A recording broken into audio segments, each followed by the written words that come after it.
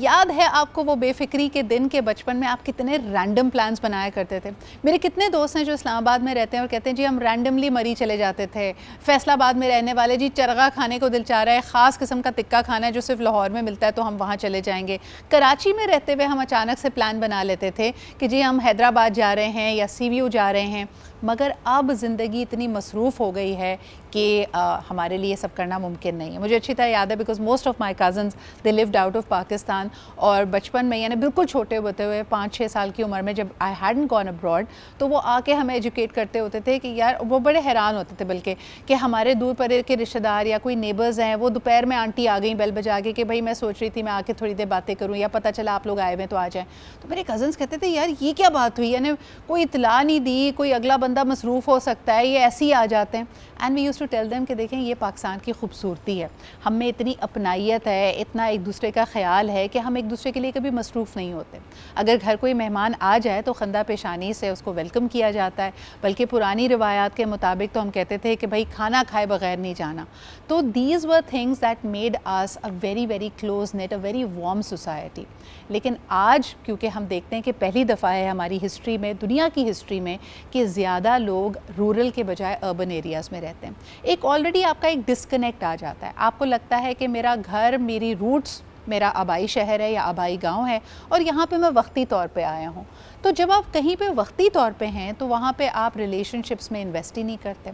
अगर आप सिर्फ पढ़ाई की गज़ से आए, आप समझते हैं यार ये 2-3 साल ठीक है, वट एवर इज़ कन्वीनियंट हम गुजारेंगे, फिर हमने दूसरे शहर वापस चले जाना है या इस इलाके में थोड़ा सा टाइम गुजारना है, फिर हमने चले जाना है।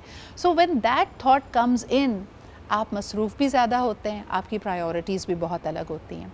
आज के दौर में हर कोई मसरूफ़ है। आप किसी से कोई काम कह दें तो आपको पहले 10 दफ़ा बताएगा कि उसकी मसरूफ़ियत की क्या इंतहा है और उसके पास तो वक्त ही नहीं है। तो आइए जानने की कोशिश करते हैं कि इतने मसरूफ़ रहने के बाद क्या हमारी क्वालिटी ऑफ लाइफ बेहतर हो रही है, क्या हम ज़्यादा खुश हैं, क्या हम ज़्यादा ज़िंदगी में जो कुछ सक्सेस पाना चाहते थे वो हमें मिल रही है, या फिर इसकी प्राइस बहुत ज़्यादा है। जो चीज़ें हम गंवा रहे हैं विदाउट इवन नोइंग, उसके बारे में क्या ख्याल है? Let's talk about that.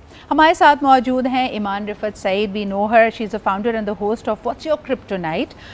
Real stories share करती हैं, तो यकीनन कई ऐसे लोगों को जिनको आप एक बड़े ओहदे या उनकी पहचान होती है, कोई और स्पेशलिटी उसके तौर पे जानते हैं, जब इनके शो में आते हैं वो बड़ा खुलकर अपनी बात बयान करते हैं। So everybody is busy, but let's take her perspective कि जितनी कॉन्वर्जेशंस इन्होंने की हैं उसमें इन मसरूफ़ और बहुत ही कामयाब लोगों का बिज़ी होने के हवाले से क्या perspective. So thank you Iman for being here. इसके अलावा हसन अब्बास हमारे साथ मौजूद हैं। Hasan is also related to media, journalism से ताल्लुक़ है। हालिया जो वाक़यात नज़र आए हैं जिसमें चले ज़िंदगी में तो सभी मसरूफ़ होते हैं, लेकिन हम कहते थे कि भाई आपकी इस वक्त कामयाबी की मिसाल ये है कि आप खुशी और गम में किसी के साथ खड़े हों। रोज़मर्रा की ज़िंदगी में आप मसरूफ़ हो सकते हैं, लेकिन आज नज़र ये आ रहा है कि पहले खुशियों में साथ होना ख़त्म हुआ कि आप कहते हैं यार मेरी कमी क्या ही महसूस होगी, उसने 500 लोगों को और बुलाया हुआ है, और अब गम में भी आप लोगों के साथ नहीं हैं। यानी हालिया 2 वाक़यात रूह को झंझोड़ देने वाले हैं कि कोई शख्स इतना तन्हा आपके बिल्कुल बाजू में, बिल्कुल साथ वाले घर में हो सकता है कि उसकी मौत वाक़ई हो जाती है और दिनों हफ्तों उसकी डेड बॉडी वहाँ पे पड़ी होती है and nobody has missed them. So इतने मसरूफ़ हम हो चुके हैं, तो we'll talk about that as well. Hasan Abbas हमारे साथ मौजूद हैं। बहुत शुक्रिया हसन आपकी मौजूदगी का।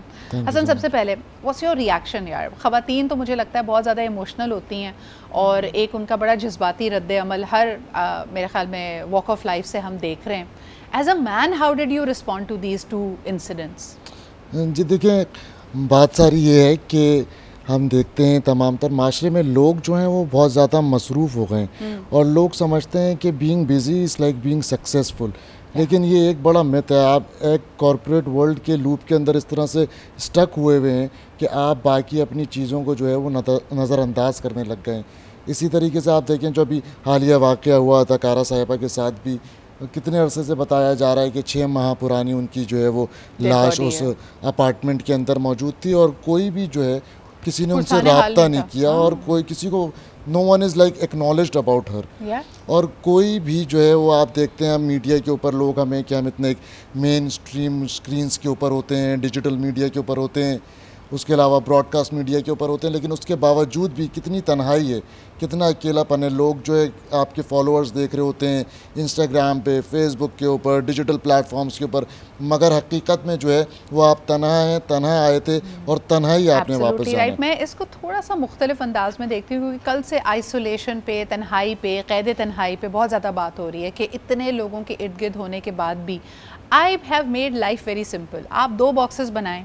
एक वो लोग होंगे जो आपसे एनर्जी मांगते हैं, जिसमें आप कुछ भी सर्व कर रहे हैं, कोई अपना इनपुट दे रहे हैं, and on the other hand एक वो बॉक्स ऑफ पीपल होगा जो आपका ख्याल रखते हैं, they give you energy rather than draining energy.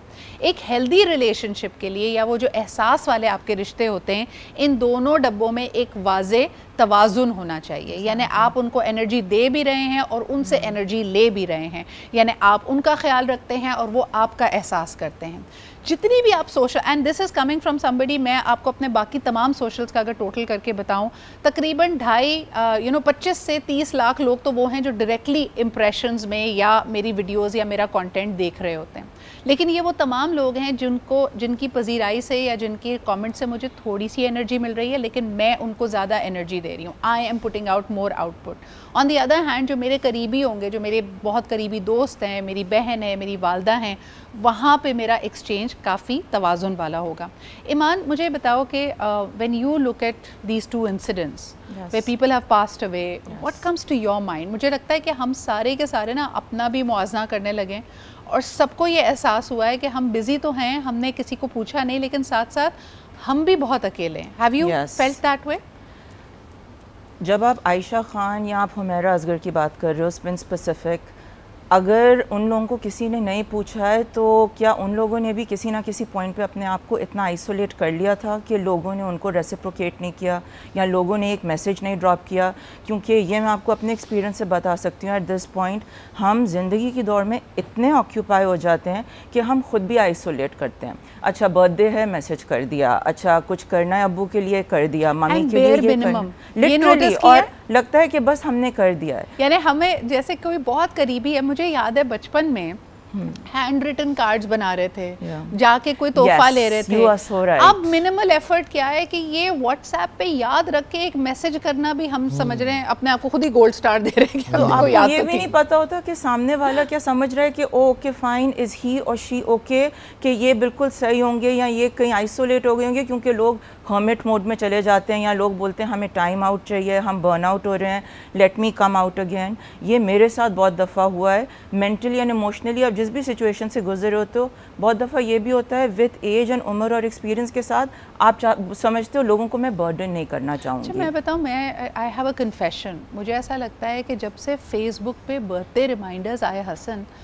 Birthday याद रखना और किसी के विश करने का चार्म ही चला गया। I agree. मुझे ऐसा लगता है कि आज से 20 साल पहले अगर कोई आपकी बर्थडे याद रखता था, और मुझे अभी तक मेरे जो क्लोजेस्ट क्लासमेट्स थे, जो स्कूल के फ्रेंड्स हैं, कॉलेज के फ्रेंड्स हैं, बगैर रिमाइंडर के मुझे याद रहता है कि जी फलानी जो बर्थडे है ना, वो इस शख्स से मंसूब है, इसकी बर्थडे होती है, क्योंकि हम एफर्ट करते थे याद रखने की। वो हमारा इतना करीबी दोस्त था कि हमें उसकी डिटेल्स बताती।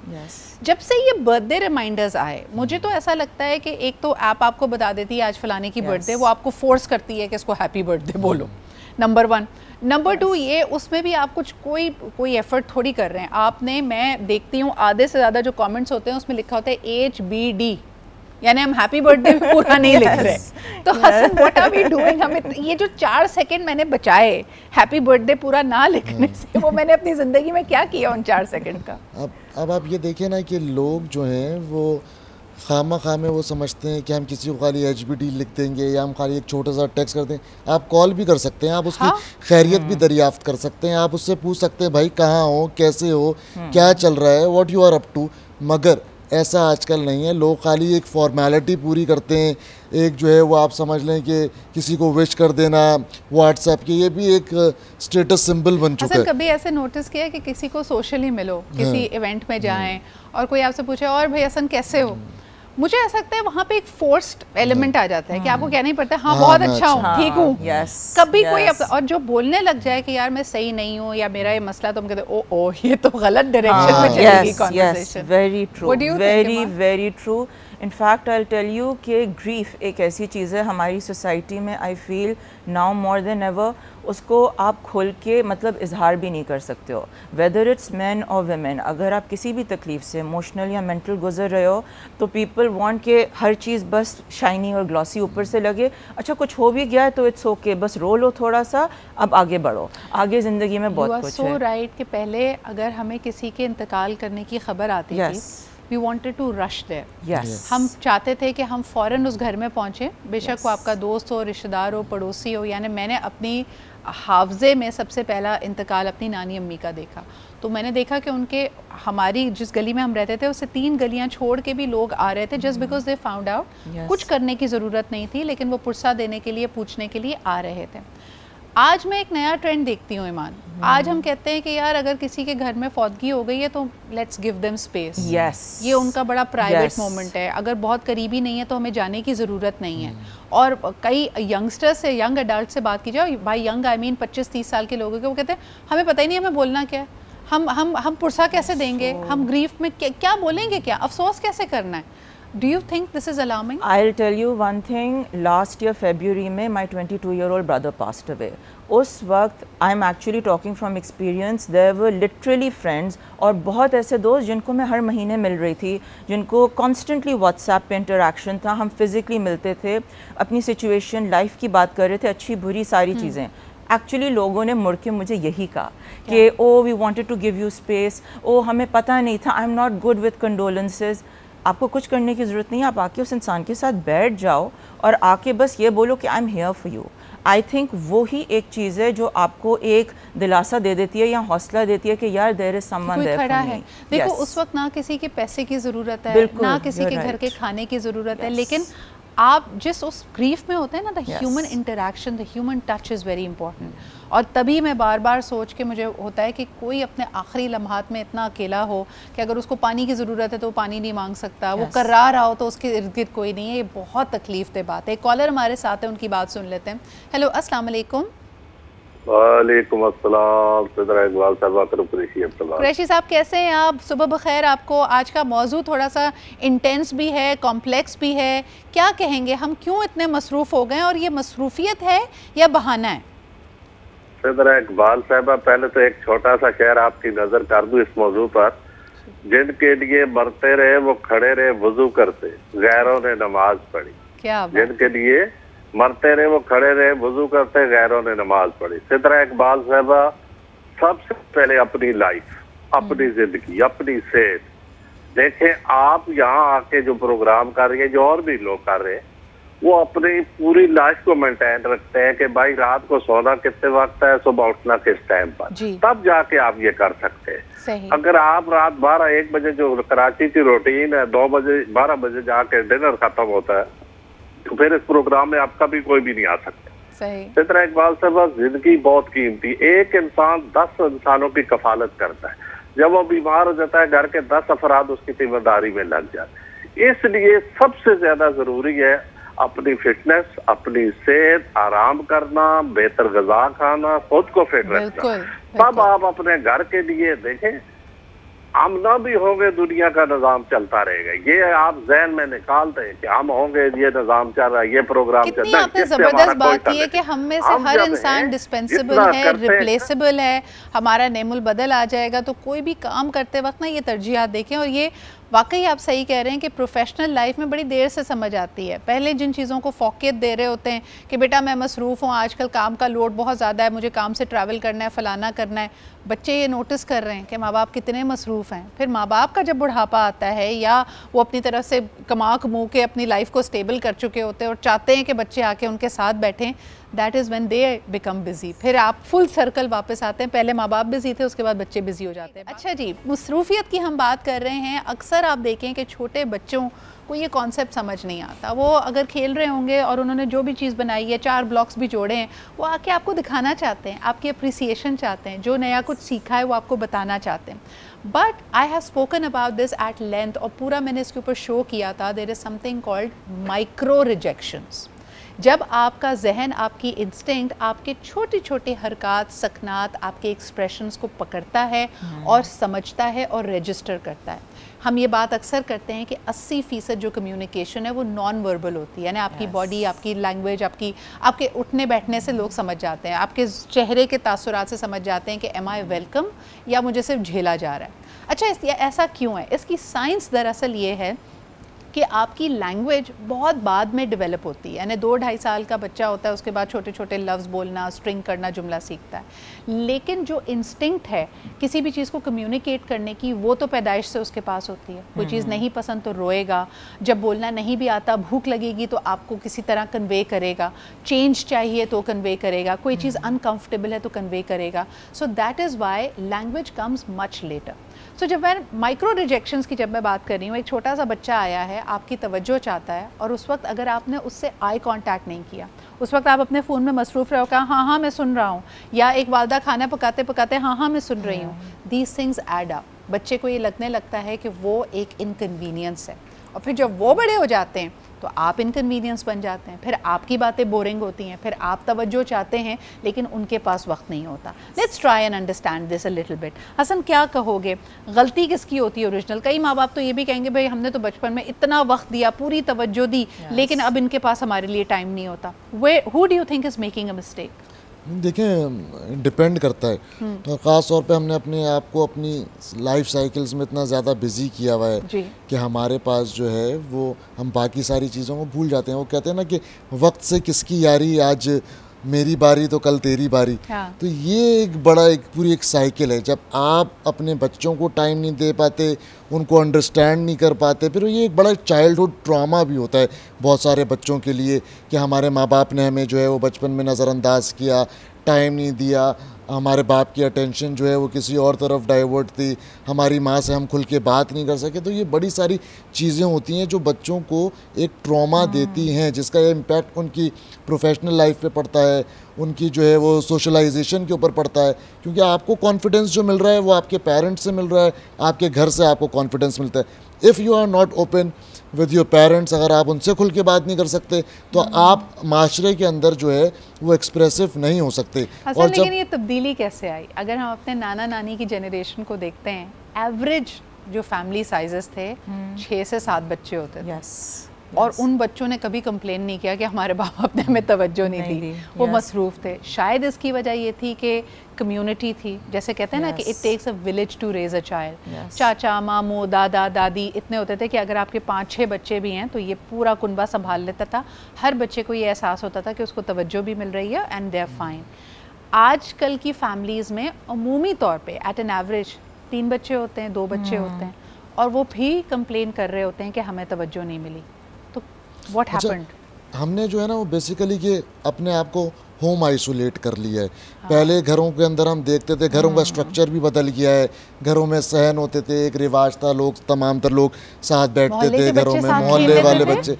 अब जो है वो लोग थोड़े से समझते हैं कि हम सोफिस्टिकेटेड हो गए। अब आप किसी के घर जो है बगैर घंटी बजाए नहीं जा सकते। आज जो है वो आप अपॉइंटमेंट लिए बगैर नहीं जा सकते। यानी तो हमें अपने बचपन की वो ईदें याद है ईमान के ईद का पहला दिन है तो मोहल्ले से कोई आंटी आ जाती थी, यानी कहें कि भाई ये मैं गिफ्ट लेके आई हूँ या मैं ईद मिलने आई हूँ, दैट वाज इनफ एक्सक्यूज।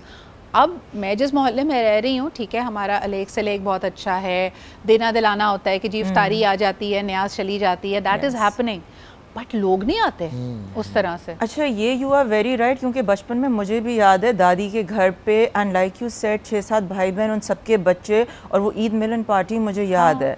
अब इट्स ऑल्सो टेक्नोलॉजी जहाँ बहुत पॉजिटिव है, वहाँ वो एक इंस्टा पिक्चर या वो सारे जो आपका एक कैरोसेल पिक्चर्स का चलता है, वो सब के ऊपर बहुत फोकस है।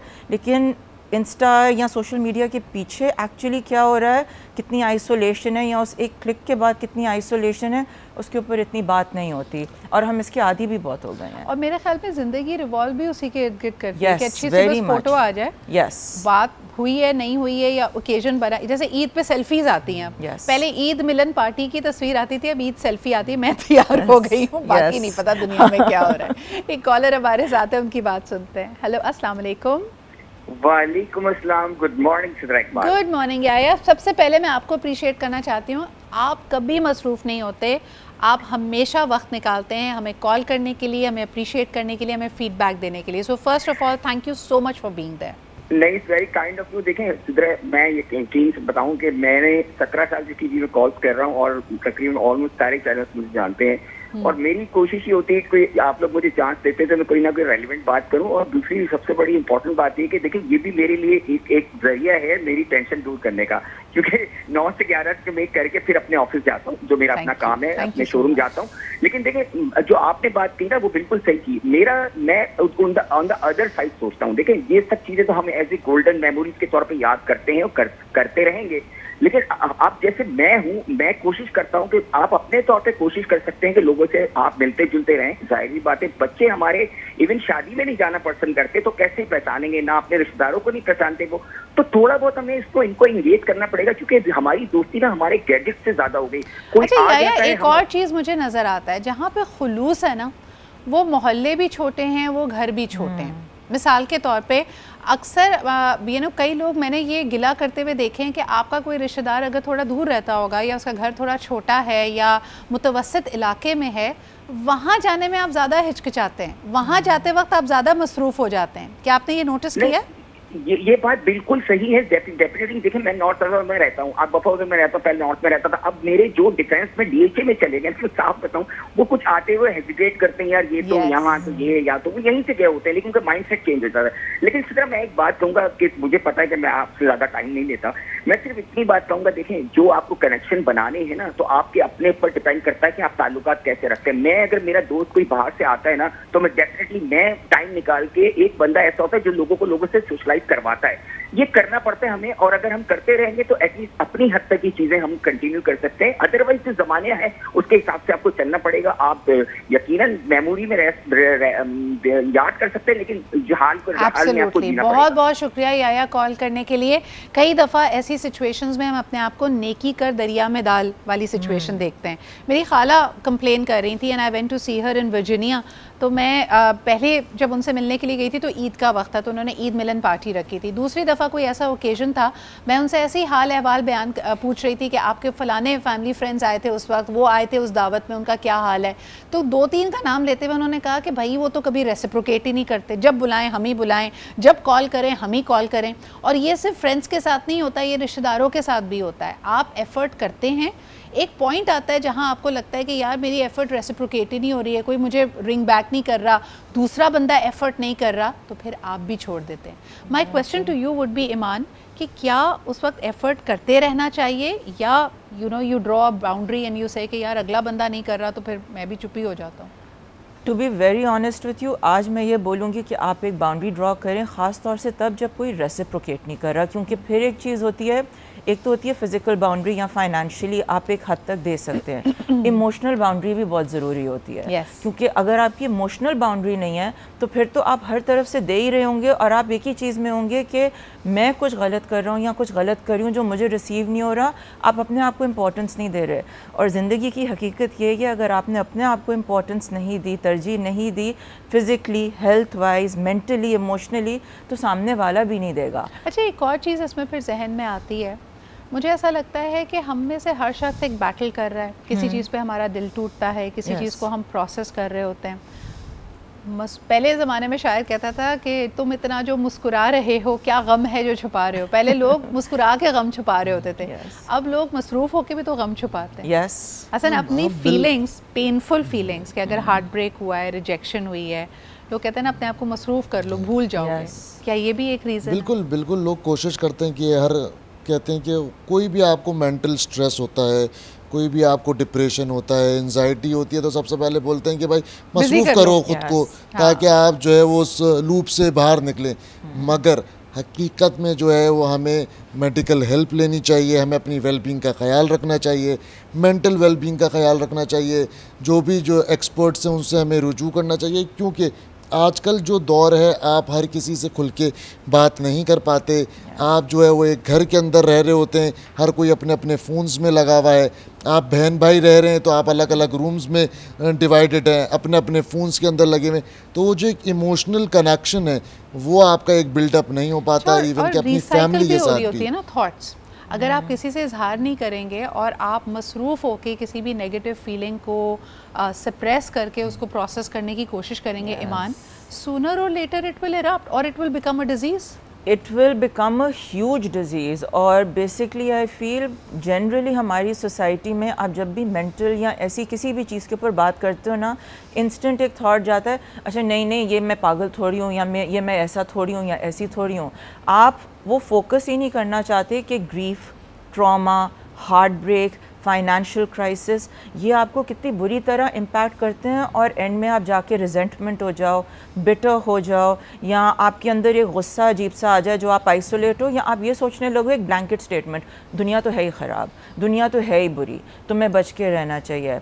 इन सारी स्टेटमेंट्स को साइड पे रख के पॉजिटिवली सोचने का, आप फिज़िकली जाते हो ना जिम, तो मेंटली भी ज़रूरी है कि आप किसी को जाके जो आपको जज ना करे, क्योंकि ये बाय डिफ़ॉल्ट इंसान की फितरत है। मैं आपको कोई भी ऐसी बात बोलूँगी ना, आप होगे बहुत अच्छे, लेकिन आप जज करोगे, एंड मैं भी वही, आपको नहीं पता कि मैं किस लेवल तक कर सकती हूँ, मेरा क्या प्रोसेस है, क्या थॉट प्रोसेस है। अच्छा, अगर मैं आपको ये कहूँ कि थोड़ा सा कोई पर्सनल एक्सपीरियंस बताओ ईमान, सबसे ज़्यादा कब तकलीफ़ हुई when you wanted to reach out to a friend, to a colleague, to an expert और अ फैमिली मेम्बर, और आगे से या तो वर्बली ये कहा गया या ये एहसास दिलाया गया कि it is inconvenient to make time and I am very busy, उस वक्त क्या महसूस किया?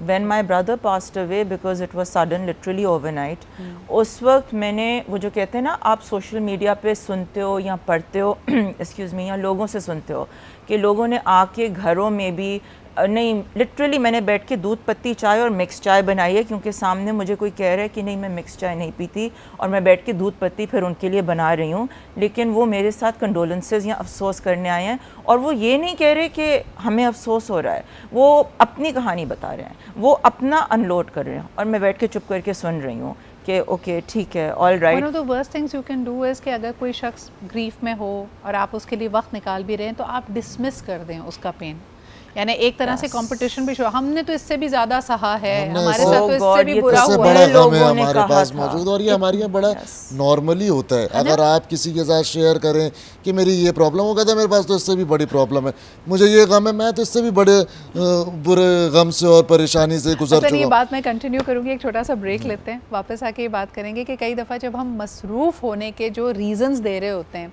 हम नहीं सोच रहे होते कि अगले के दिल पे क्या गुजर रही है। यानी मैंने ये बात रियलाइज़ की थी जब अगर किसी बहुत ही करीबी दोस्त के घर में शादी है, कोई खुशी का मौका है, उसने अपने बच्चे की बर्थडे रखी और मैं आगे से कहूँ यार मैं शूट पे बिज़ी हूँ, तो मुझे अब ये रियलाइज़ होता है कि ये कितना हार्टलेस साउंड करता है, क्योंकि किसी ने आपको अपने घर में अपने फैमिली के साथ दावत दी है। So we'll talk about that. अच्छा, बड़ी इंटरेस्टिंग हम गुफ्तगू कर रहे थे ऑफलाइन भी कि जब आप एफ़र्ट कर रहे होते हैं लोगों से मिलने के लिए, तो वो वक्त के साथ साथ, उम्र के साथ साथ वो वाकई एक काम बन जाता है।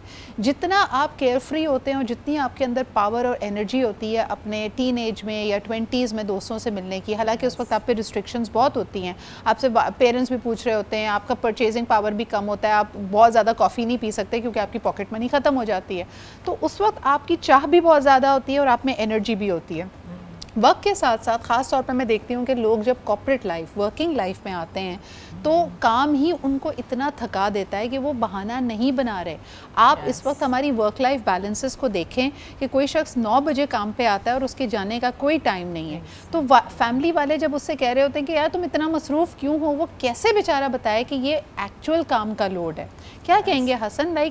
मुझे लगता है कि मर्द हजरात बहाना नहीं बना रहे होते, वो वापस आके बस उनका दिमाग की ना अपर लिमिट आ चुकी होती है, वो कहते हैं मुझे तनहा छोड़ दो, मुझे कुछ ना बताओ कि बिजली का बिल आया हुआ है या फलाने जगह। बात सारी ये है कि ब्रेन ड्रेन हो जाता है आपका, उसके बाद आपके अंदर जो है वो हिम्मत ही नहीं होती कि आप किसी की बात सुन सकें, फ्रस्ट्रेशन लेवल आपका बढ़ चुका होता है, आपको जो है वो रिलैक्स करना होता है। तो ये भी खैर एक वेल बीइंग की निशानी है कि भाई आप थक कर आए, आप काम करके आए सारा दिन, आपको थोड़ी देर का ब्रेक चाहिए होता है कि आप रिलैक्स करें, अच्छा, रेस्ट आपके करें। ख्याल में एक लेकिन हेल्दी वो बैलेंस क्या है?